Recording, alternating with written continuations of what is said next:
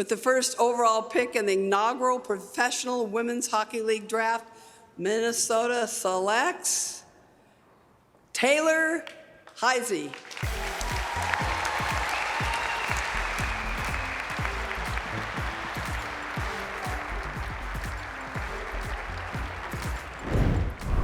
Billie Jean, could you have ever imagined 50 years ago when you started this crusade, you would end up in Toronto where Hockey Night in Canada was broadcast out I can't believe for it. a historic day like this?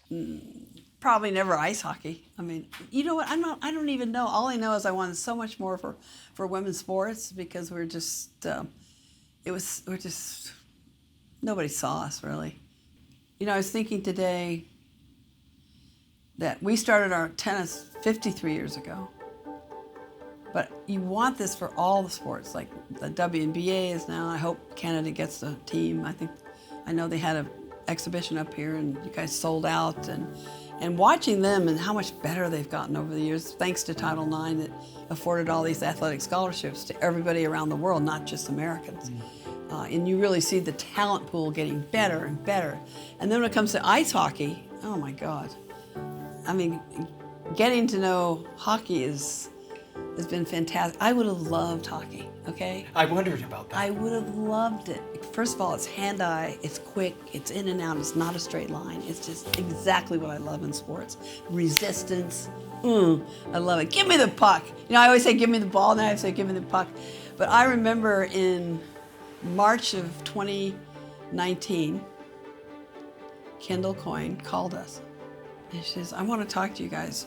We really want a proper professional hockey league for women, and we really don't have that, I don't think, the very top players.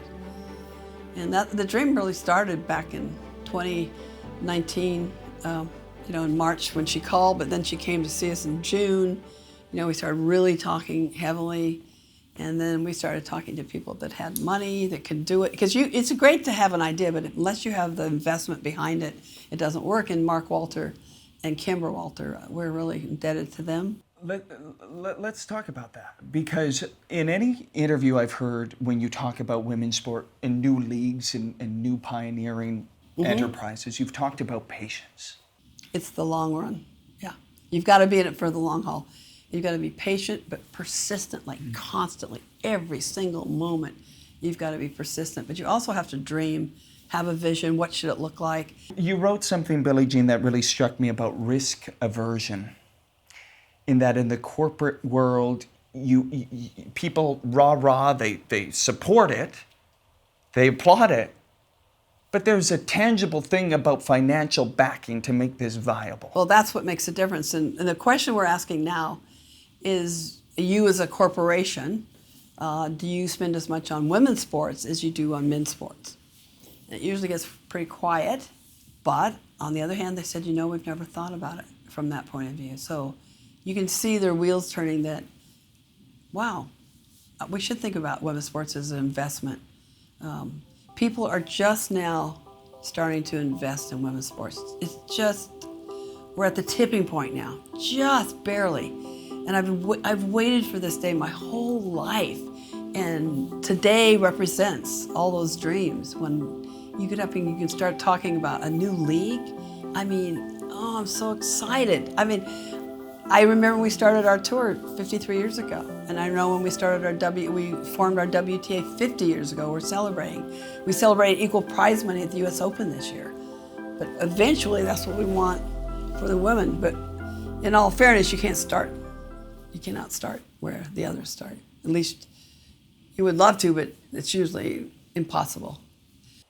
2 weeks ago, I was back home in Saskatchewan. I have 3 nieces. They all play hockey, Billie Jean. All right. And I started to tell them about this new league, and my oldest niece looks at me bright-eyed and she says, "You mean I can win the Stanley Cup, Uncle?" She's got it. What do you say to the young women who are waking up today with this historic draft? They can have the dream now, and they can really have it. They can have it. And hopefully we'll just add more teams, more sponsors, more everything to make it better and better for more women and young girls. But now they can dream the dream. It's tangible. It is totally tangible. Particularly the top players haven't had this.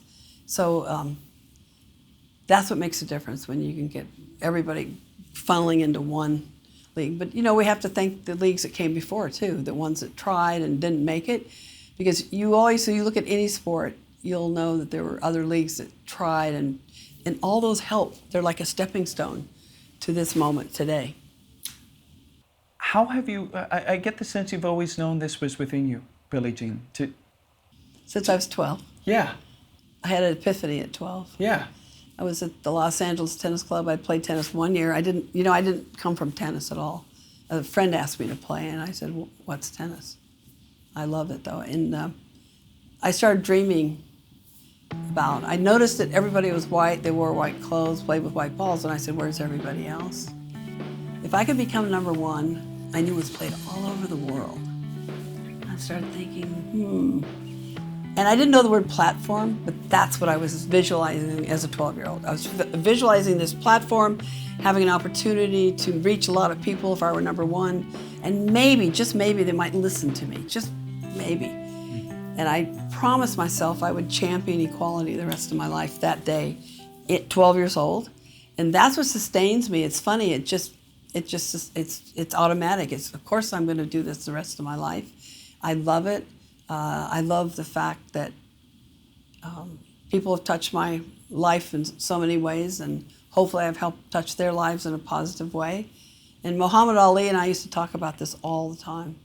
You never know how another person's going to touch your life or how you're going to touch their life. So pay attention. When you're stay in the now. When someone's talking to you, pay attention, because you don't know. You don't know how they're going to affect your life. You just don't know. It's pretty magical, really. Game changing. Well, it's taken a lot of people. It's taken Stan Kasten, Ilana Kloss, my wife.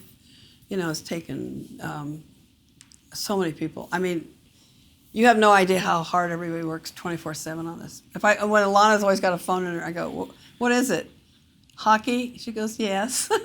It's like we're working on it, but today's the day. We haven't made. Thanks to Stan Kasten. Yeah. Get the puck. I'm really excited. So. Billie Jean, thank you. This is an honor. Thanks. Congratulations. Thank you so much, dear heart. It's great.